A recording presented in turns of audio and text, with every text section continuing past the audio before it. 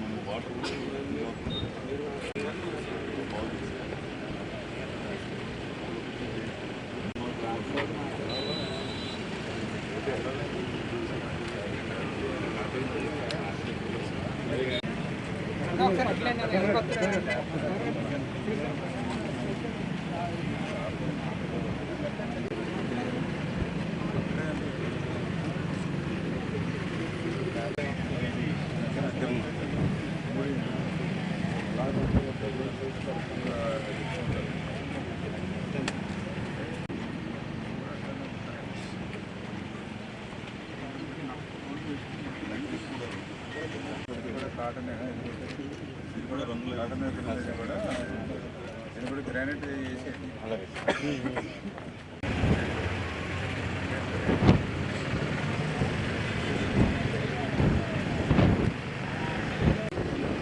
AC gates 117 gates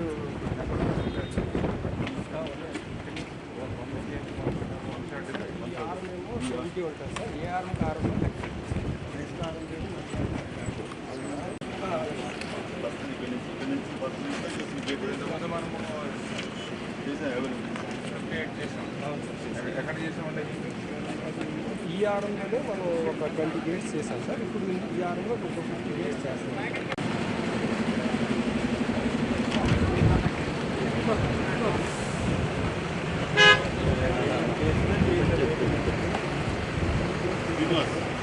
number ఇది 3 ఈ gate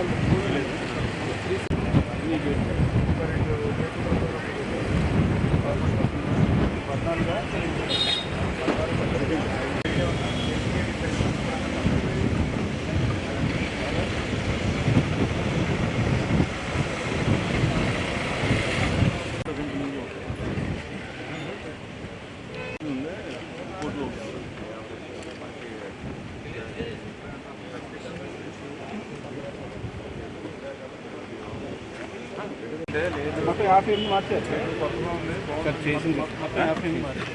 మేము కళ్ళుకి కనపడుతుంది మాకు. ఇది మార్చాలంటే నేను అదే చెప్పాను. కొత్త కనపడుతుంది 5 మార్చారు. 5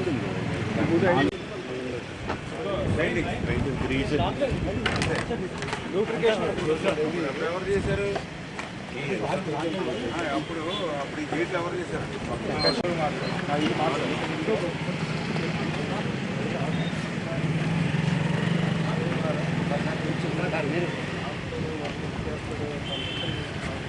ఒకసారి నెంబర్ గేట్ ఈ రోజుతో క్లోజ్ అయిపోతుంది. క్లోజ్ అయిపోతుంది. మీ ఎదగలు తీసుకోవాలి కదా.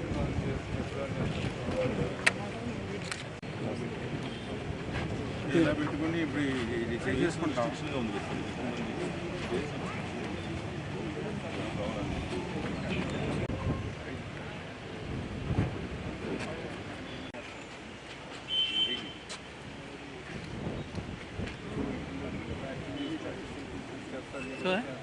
కరెక్ట్గా మనం వైపు తిరిగారు.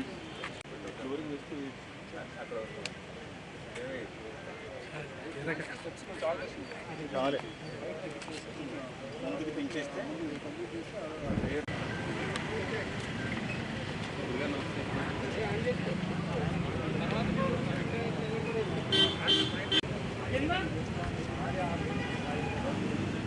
కెమెరా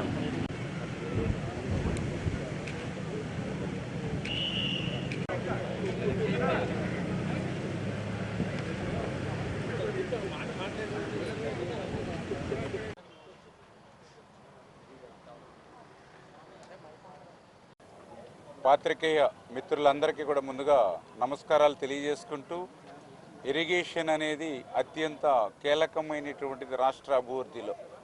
అందుకే ఆ రోజు అన్న నందమూరి తారక రామారావు గారి దగ్గర నుండి ఈరోజు చంద్రబాబు నాయుడు గారి వరకు కూడా ఇరిగేషన్కి అత్యంత ప్రాధాన్యత ఈ ఆంధ్రప్రదేశ్ రాష్ట్రంలో ఇస్తున్నటువంటి పరిస్థితి మనందరం కూడా చూస్తూ ఉన్నాం.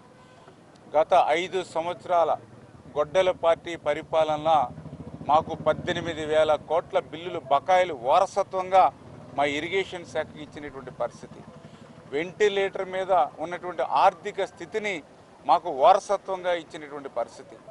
ఇటువంటి పరిస్థితిలో కూడా తన పరిపాలనా దక్షతతో ఇరిగేషన్ రంగం మీద ప్రాధాన్యత ఇవ్వాలనేటువంటి ఆలోచన ఉన్నటువంటి వ్యక్తి ఈరోజు ఈ రాష్ట్రానికి ముఖ్యమంత్రిగా చంద్రబాబు నాయుడు గారు ఉన్నారు. కాబట్టి ఈవేళ పెద్ద ఎత్తున ఇరిగేషన్ రంగాన్ని నిధులు కేటాయించి గాడిలో పెడుతూ, అందులో కూడా ముఖ్యంగా మనం 100 కోట్ల రూపాయలు 1000 కోట్ల రూపాయలు నిర్మాణం చేసేటువంటి ప్రాజెక్టులు రిజర్వాయర్లు ప్రమాదంలో పడితే వాటిని మెయింటెనెన్స్ చేయవలసిన బాధ్యత ప్రభుత్వాల మీద ఉంది.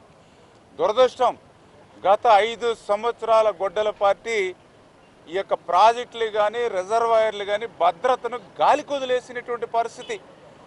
ఎందుకంటే ఆ రోజు ఈ యొక్క ధవళేశ్వరం బ్యారేజే కాదు, ఆ తుంగభద్ర ప్రాజెక్టుకు సంబంధించిన గేట్లు ప్రమాదభరితంగా ఉన్నాయని నిపుణులు చెప్పితే చెవికెక్కల.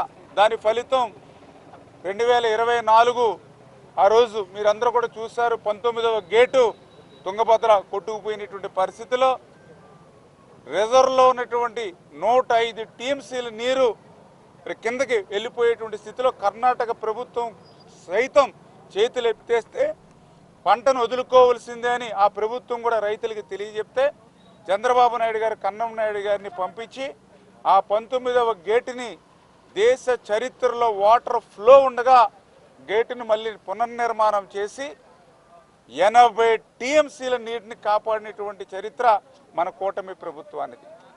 శ్రీశైలం ప్రాజెక్టు మన జాతి ప్రాజెక్టు. అటువంటి శ్రీశైలం ప్రాజెక్టు కూడా ప్రమాదభరితంగా ఉంది, లంజపూలు ప్రమాదభరితంగా ఉందని ఎంతమంది నిపుణులు అధికారులు హెచ్చరించినా 5 సంవత్సరాల గొడ్డల పార్టీ చెవికెక్కల. మళ్ళీ ఈరోజు కూటమి ప్రభుత్వం అధికారులకు వచ్చిన తర్వాత 250 కోట్ల రూపాయలు ఈరోజు శ్రీశైలం ప్రాజెక్టుకి నిధులు ఇచ్చి ఈవేళ ఆ మరామతులు అన్నీ కూడా ఈవేళ పనులు ప్రారంభించినటువంటి పరిస్థితి. అదేవిధంగా గత ప్రభుత్వం ఇటువంటి వైఫల్యాల వల్ల ఒక ఫించా ప్రాజెక్టు కొట్టుకుపోయినా, ఒక అన్నమయ్య ప్రాజెక్టు కొట్టుకుపోయినా, ఊళ్ళు మరి గాల్లో కలిసిపోయినా 42 మంది ప్రాణాలు పోగొట్టుకునేటువంటి స్థితి మనం చూసిన.